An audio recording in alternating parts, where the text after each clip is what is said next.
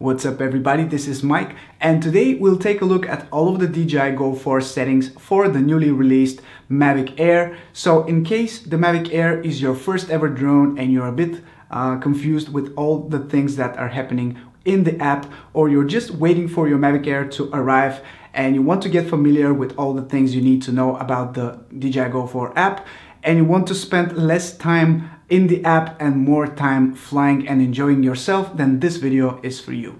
One of the first things you need to do after getting your Mavic Air is, of course, to take everything out of the box and charge everything, all the batteries, the remote controller, and then download the DJI GO 4 app. This app controls everything that is going on with the drone when flying, so it's extremely important for you to set it up correctly and use it to your taste, and we'll go through each and every single setting one by one. So hopefully you are ready. Let's go.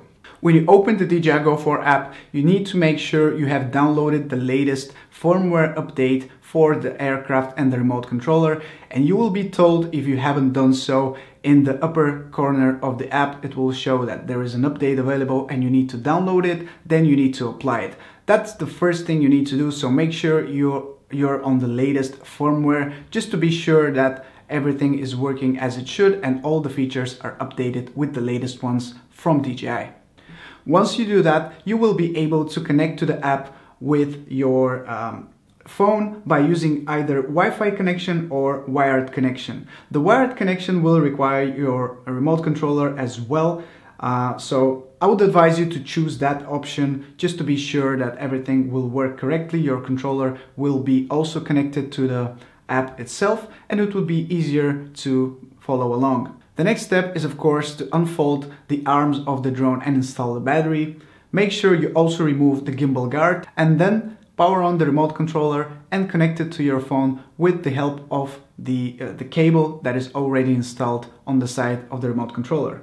Then you'll finally see a message popping up on your screen showing that the connection has been successful and you're all good to go. Now we can finally enter the DJI GO 4 app and see all the settings inside.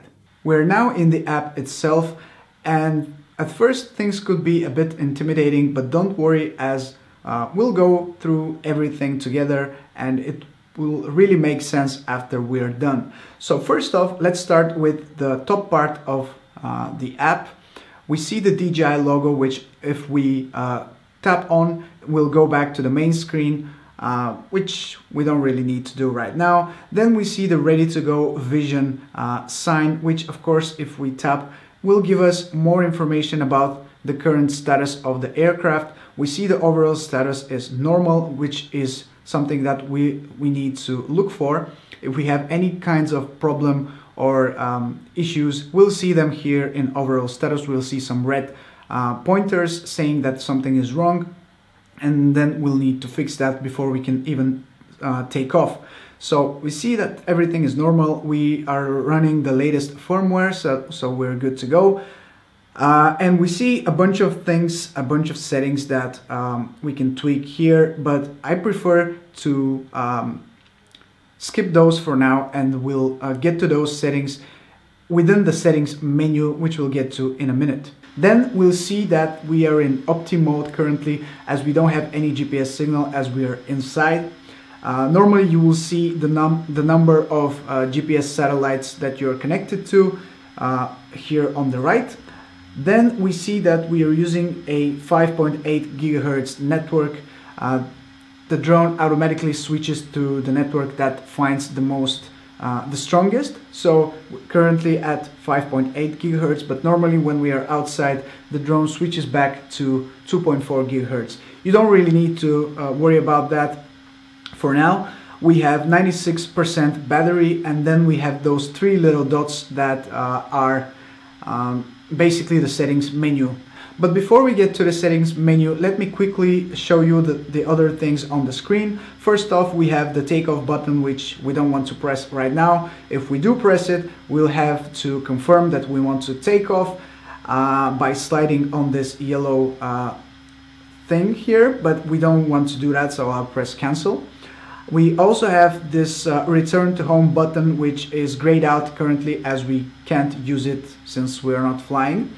But if you are flying and you want to quickly go back to your home location, the home point, you have to press that and the drone will go back and fly itself to the home point. Then we have the button that shows you all the different flight modes for the DJI Mavic Air. We have normal, we have quick shot, active track, smart capture, tripod, cinematic mode, top fly, and point of interest. This is a topic for another video which I'll actually film tomorrow for you guys. So I'll be dropping that video in the next couple of days. So make sure you subscribe to the channel if you want to see everything about those intelligent flight modes and what are the differences between those modes. And then finally we have the APAS mode, which you can turn on or off. This basically allows the drone to go around obstacles by itself. And I'll also be making a video on that very soon. I want to go a bit more in depth on those two things, so I'm not going to talk about them that much in this video. But like I said, stay tuned if you want to learn more about them. Then on the bottom left corner we have the map view, which if you tap on you can see more settings. Right now we don't have GPS signal, so nothing is being shown, but you can switch between the map mode and the live view by tapping on the map. If you're outside, you get a lot more information about everything that's going on around you, so that's a good thing. Then we currently see the red markers and the yellow markers on the screen that show us that we have an obstacle very close at 1 meter away from the drone. So that basically shows you that there is something behind or in front of the drone. So we can turn on or turn off that setting from the menu, from the settings menu, but I think it's very useful to have it on at all times. And then we see some telemetric data about our location, where the drone is located compared to us and stuff like that. That's currently all at 0 since the drone is not moving and it's sitting at one place.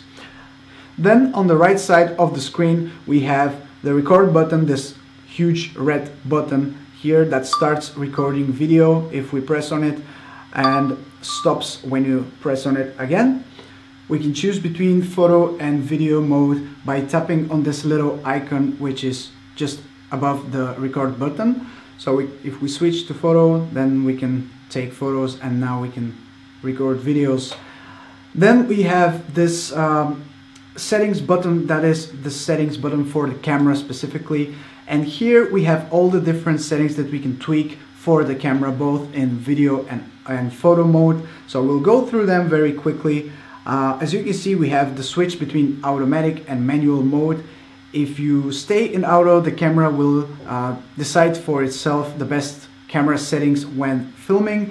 And I don't really recommend you to stay in auto at all times. Maybe in the beginning when you're not extremely familiar with how the drone works, maybe it's a good idea, but then I would advise you to play with the settings yourself and go manual and choose your shutter speed, choose your ISO and things like that you can tweak depending on your location and get the best footage possible. So here you can adjust the shutter speed, the ISO, the exposure value and stuff like that.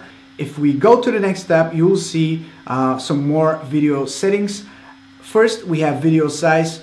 Of course we have 4K at 30 frames per second, 25 and 24 frames per second.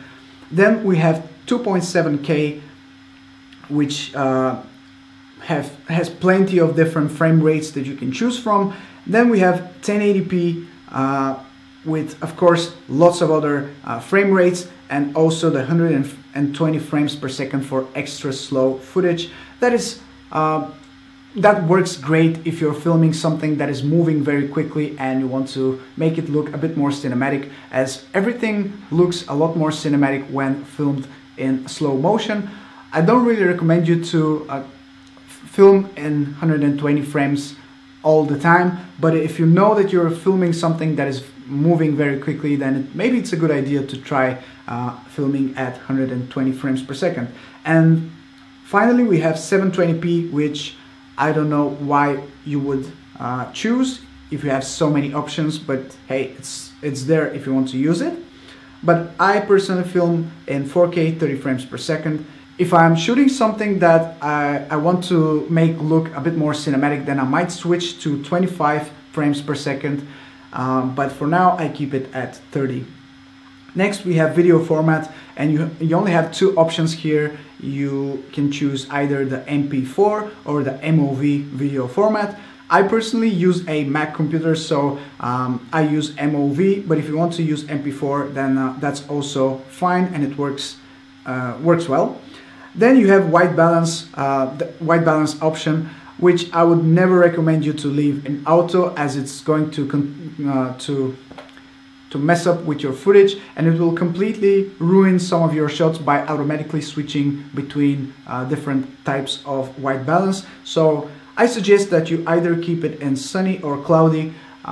Those are the two settings that I continuously switch between. So you can also, of course, play with the custom and choose different values for that, but it's a bit more advanced. I would definitely suggest to use either sunny or cloudy when filming outside. Next we have the style, which I would also recommend you to not mess with, at least for now. I personally leave everything at 0, but you can choose between a couple of different settings here: standard, landscape, soft, or custom. I use standard as I found out that works best when editing in post, so I don't want to mess with that. And then we have color, and unfortunately you only get two options here: de-cine-alike and normal.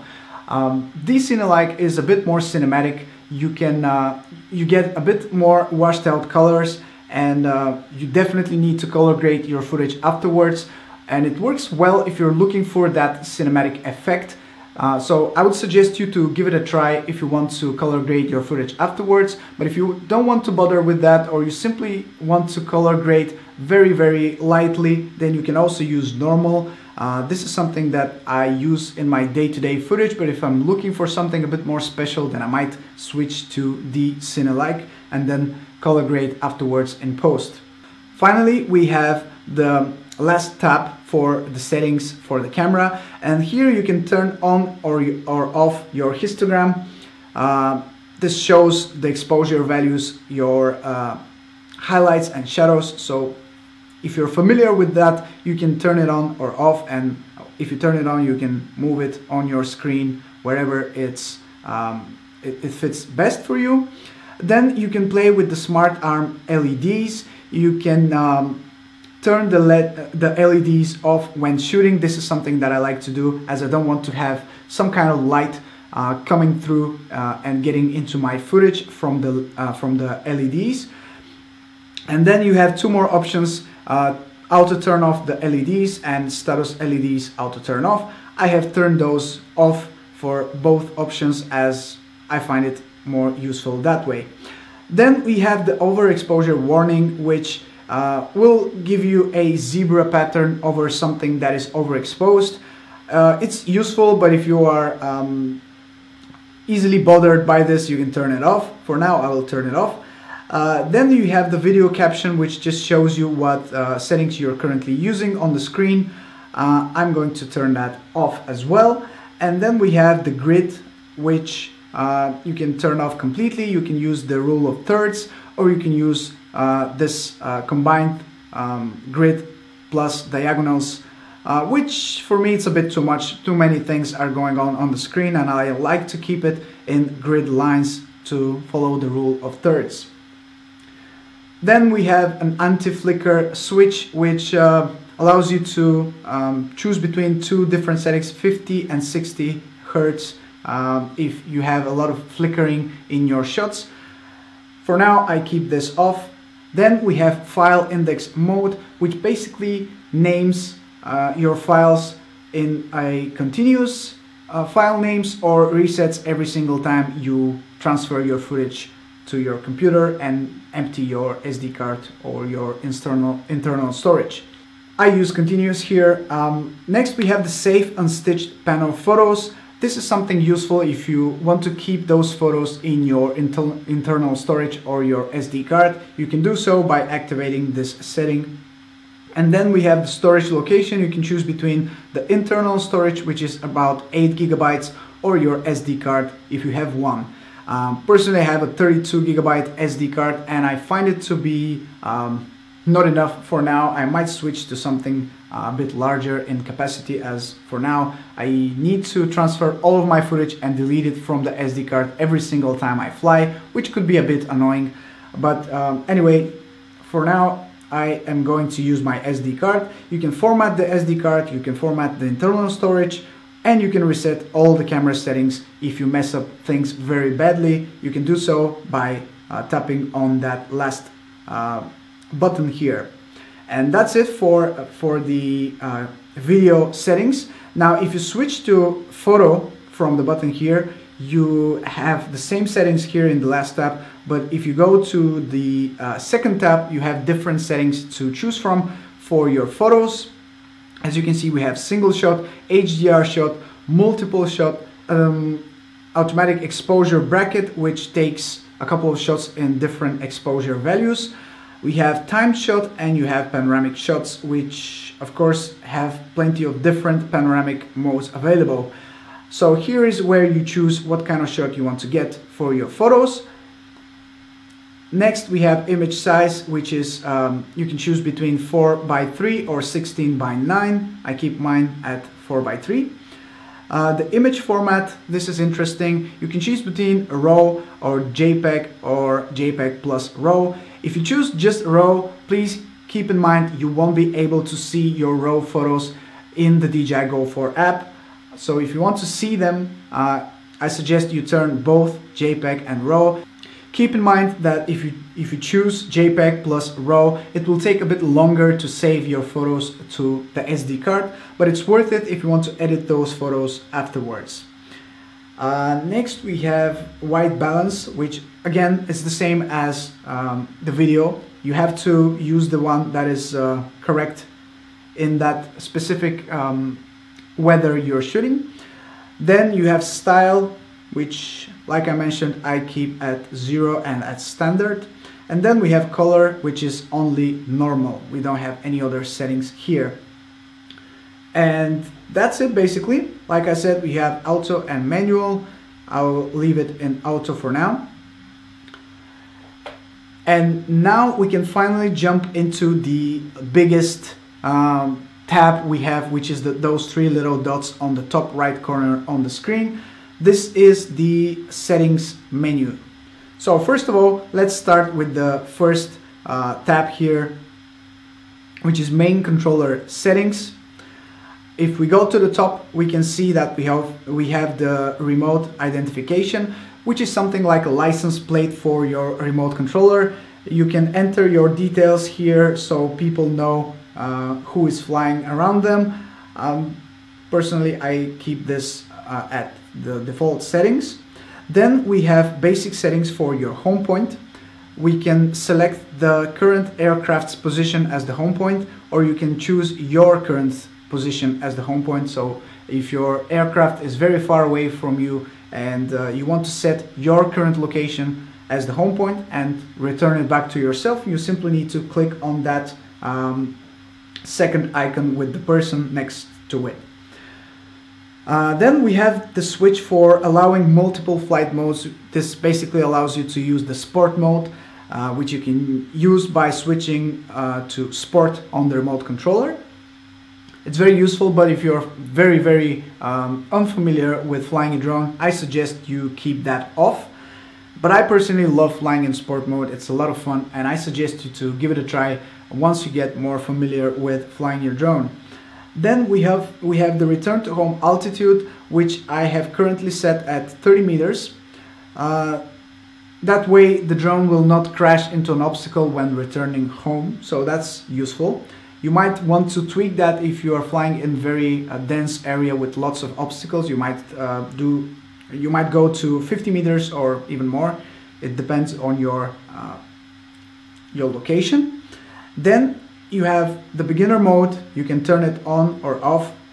It will restrict all of the abilities of the drone, and it's very useful if you are just starting out, but personally I don't fly in beginner mode anymore. Next we have the set max flight altitude. You can select what is the maximum flight altitude that the drone is going to climb to. And our lows here in Europe are 120 meters, so I keep this at 120 meters. Enable max distance allows you to basically restrict the drone from flying any further once it reaches that distance. You can tweak that a bit if you want, but I personally have turned that off, as I almost every time I fly within line of sight.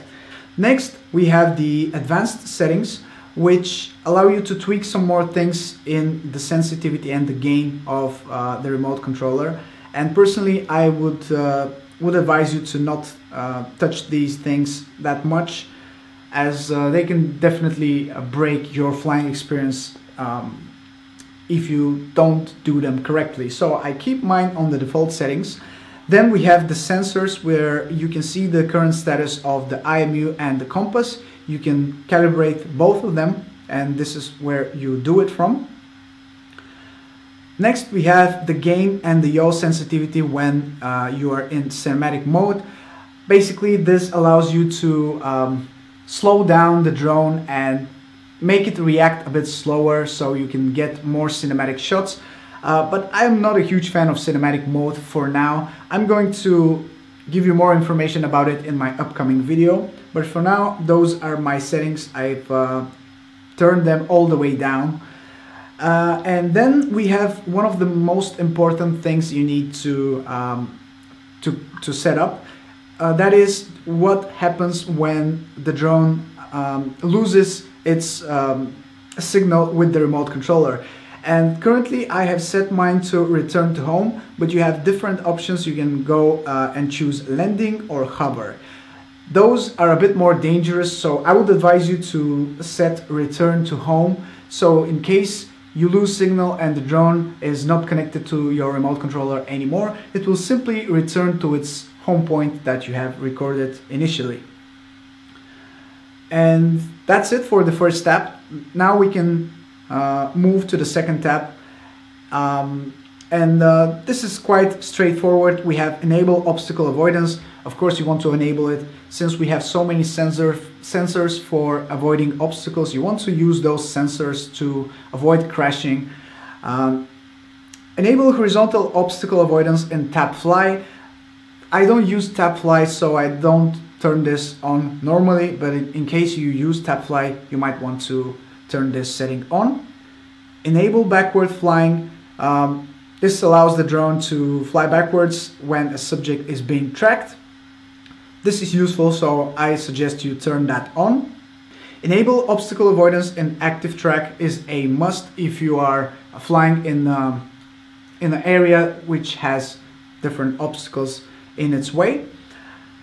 And then we have the display radar chart, which shows you if there is any obstacles very near your drone. So I also want to keep this on. The advanced settings allow you to turn on or off the vision positioning system, which allows the drone to hover very stable in the air without GPS connection. So this is something that I think must be turned on. Enable landing protection also I like to use. And then return to home obstacle check. This checks for obstacles when returning to your home point. That's great also to have and to keep turned on. Next we have the remote controller settings, which you can calibrate your remote controller from here in case you need to. I suggest you don't do that unless you're prompted to. Stick mode, you can choose between a couple of different modes for your remote controller. Mode 1, 2 or 3 or custom. I always use mode 2 since this is what I'm most familiar with, and that's also the default setting for all DJI drones. Here you also have the option to customize your different buttons. You have two customizable buttons on the remote controller. You have one on the front and one on the top. You can see them here in those two graphics. And I use the one that is on the front of the controller to have more settings for my camera, and the one that is on top of the controller is to recenter the gimbal when flying. Of course, you have plenty more options to choose from, so make sure you check all of those options out and select something that will work best for you. In case you have any problems with linking the remote controller, this is also where you can start the linking process again from linking remote controller. Mine is already linked, so I'm not going to press on that. Next we have Wi-Fi settings, which allow you to choose between 2.4 and 5.8 gigahertz networks. I personally advise you to keep the settings in auto, so the drone will decide for itself whether you should fly in 2.4 or 5.8. But if you go to custom, then you will be able to select a channel or channel index and stuff like that. It's a bit more advanced, and I definitely don't recommend you to switch to custom, at least not in the beginning. Next we have the aircraft battery, and here is something that I would advise you to tweak a bit, and that is the low battery warning. It really depends on how you fly and where you fly and how further away you fly with your drone, but I personally try to fly within my line of sight, so I keep it at 20% so I can have more time to fly, and those 20% give me enough time to safely land the drone, so that works for me best. And then you have details that shows you things about the battery and more data about it. Current temperature, voltage, stuff like that, the battery health. So in case something is wrong with one of the cells of your battery, you can see it here. Next we have advanced settings, and you have 3 different configurations which you can choose between and tweak them differently. Personally, I use, for some reason I use configuration 3, but I have set my gimbal pitch speed to 10, so it's a lot more smoother, slower and more cinematic. You don't want to go extra quick on those gimbal pitch speeds, so I keep mine at 10. You can extend the gimbal tilt limit. That basically allows the gimbal to go all the way up, but I don't advise you to turn this on, as it will most probably capture the propellers spinning in lots of your videos, so I don't want to have that in my videos, so I turn that off. And then we have the gimbal pitch smoothness, which I have set to 15. You can even turn it even lower if you want to keep things smooth and slow, but for me 15 works okay for now. And finally we have those general settings that of course you can tweak to your taste. First of all, we have measurement unit. I have set mine at metric in kilometers per hour, as this gives me the most data that I'm looking for, but you can also choose imperial or metric in meters per second. Then we have live streaming, so if you want to directly stream from your drone, you can choose to stream to YouTube, to Facebook, to Weibo and other platforms. I never use those streaming platforms straight from my drone. I would like to edit my footage first and then upload it to YouTube. So, but if you want to use that, here is where you do it from. Cache map in the background needs to be turned on so you can cache the map when flying. Video cache, this saves the footage that you're taking to your phone, and you can choose how much of your cache capacity you want to turn on. You can go from 2 gigabytes all the way to 16 gigabytes. I use 2 as I don't really want to clutter my phone with all my drone footage. And you can clear the cache automatically, so the oldest cached files will be automatically cleared when you reach 2 gigabytes in this case. And you can also choose to record audio with video. I don't want to do that, so I have turned mine off. And you can of course clear all the video cache that you currently have on your phone. And lastly, we have here your device name, which of course you can name to your taste.